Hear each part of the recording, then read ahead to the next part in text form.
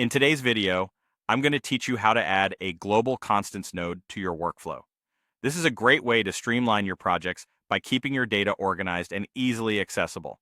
By the end, you'll have a solid understanding of how to set up global constants and incorporate them into your workflow effectively. Let's get started by adding the global constants node. You can find this in the node selection area of your workflow.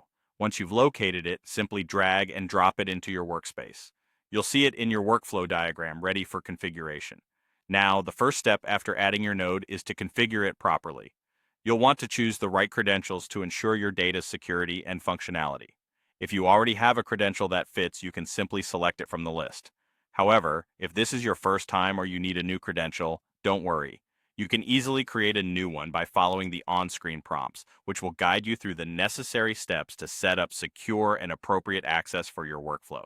Once your credentials are set, it's time to select the format for your global constants. You have two options here, the key value pairs format or the JSON format. Key value pairs are straightforward and involve using name =sign value pairs, with each pair on a new line. This format is simple and easy to read, perfect for scenarios where you have a limited amount of data or prefer a more human-readable format. Alternatively, if your data set is more complex or if you prefer a structured format, using JSON might be the right choice for you. JSON allows you to provide your constants as a well-organized JSON object, making it easier to store and retrieve multidimensional data. Take a moment to consider which format suits your needs best before proceeding. With your format selected, it's time to add your constants. For the key value pairs format, simply write each pair on a separate line, following the format name =sign value. Make sure to double-check for typos or incorrect values to prevent any issues later on.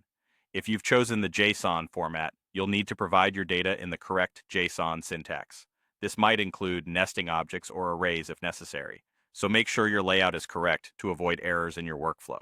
Finally, you can now utilize these global constants within your workflow.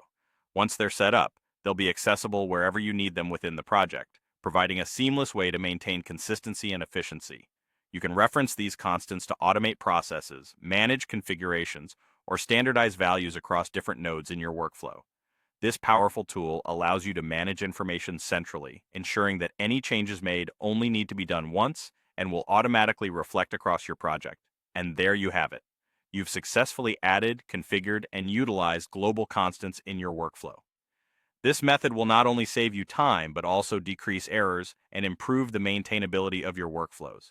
Take advantage of this feature to enhance your projects, and feel free to experiment with different setups as your needs evolve. Thank you for joining me today, and happy workflow building.